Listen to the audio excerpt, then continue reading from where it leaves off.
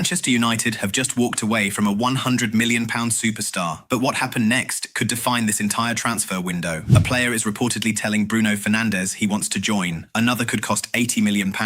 And United believe they've already found the future replacement for Bruno himself. Big decisions, huge price tags, and a midfield rebuild that could make or break Carrick's first full season. Let's get into it. Let's start with Sandro Tonali, because this is the one that caught me off guard. Fabrizio Romano has confirmed that Arsenal have been making active calls to Newcastle over Tonali, Arsenal going in hard for a defensive midfielder. That alone tells you the level of player we're talking about. But here's what matters for us. Manchester United have reportedly gone cold on Tonali, and the reason is the price. Newcastle want around £100 million, and United have decided that's too rich. Now look, on one level, you understand it. £100 million for one midfielder when you potentially need 2 or 3 this summer is a serious commitment, and Newcastle aren't budging. Tonali is under contract until 2030, Declan Rice went for over £100 million, Elliot Anderson left Newcastle for similar figures. They know exactly what the market looks like, and they are not discounting anyone. But on another level, this is one of the best midfielders in the Premier League. A player with genuine Champions League quality, a player who fits the profile of what Carrick wants to build, and United are walking away because of price. With Casemiro gone and Manuel Ugarte widely expected to follow him out the door, the midfield needs serious investment. Walking away from Tonali means the replacements better be convincing, because right now, that midfield is bare. So, who steps in? That brings us to the next name, and this one has developed into a proper story. Carlos Baleba, and I need you to pay attention to the details here, because this isn't just a transfer rumour anymore. According to The Sun, on the final day of the Premier League season, after Brighton lost 3-0, Baleba made a beeline for Matheus Cunha on the pitch, and the two of them spoke at length. Bruno Fernandes was also reportedly part of that conversation. Now think about what that actually means. This is a 22-year-old, after a defeat, crossing a Premier League pitch to find 2 Manchester United players and have a meaningful conversation. You don't do that by accident. You don't do that about nothing. Baleba wanted Bruno and Cunha to know he's interested. He chose those 2 specifically. Cunha, who knows the Carrick system inside out, and Bruno, the captain whose voice carries enormous weight at Carrington. That is a player making his intentions as clear as he possibly can, without actually signing anything. And the profile fits what United need. He's athletic, he covers the ground aggressively, he presses with intensity, and at 22, his best years are entirely ahead of him. Compared to the £100 million price tags floating around elsewhere, Baleba could represent genuine value, and a player who actually wants to be there. That last part matters more than people give it credit for. When a player seeks out your captain and your striker to make his case, that's hunger, that's desire, and Manchester United need players who want to wear that shirt. This one is very much alive. Watch it closely. Now let's shift to Alex Scott. And here's where Bournemouth have put United in an uncomfortable position. TalkSport are reporting that Bournemouth will demand up to £80 million for Scott.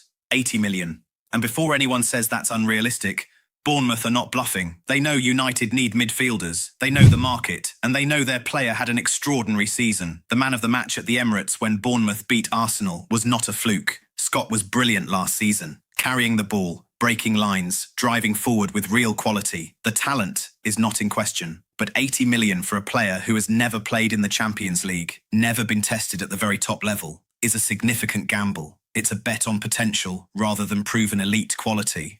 And here's the context that makes this tricky. Michael Carrick reportedly wants to build a midfield trio modelled on PSG's back-to-back Champions League winners. Dynamic, technical, high energy. That's the vision. And Scott could absolutely fit that blueprint. The profile lines up. The ceiling is genuinely exciting. But if United are spending £80 million on Scott while also needing at least 1 or 2 more midfielders, the budget maths become very complicated very quickly. The recruitment team has to decide, is Scott worth that investment at that price right now, given everything else that needs fixing? It's a tough call, and Bournemouth are making it deliberately difficult. Meanwhile, let's talk about Morgan Rogers, because this is a story about the future of this club.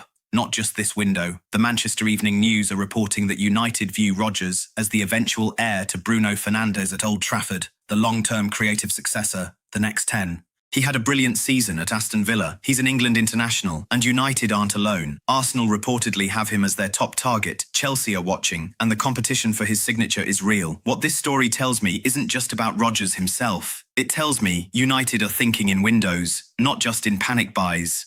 There's a longer-term plan taking shape, and Rodgers represents a piece of that future vision. But if United want him, and the competition suggests he won't be waiting around, they need to move with conviction. Keeping tabs is not the same as getting the deal done.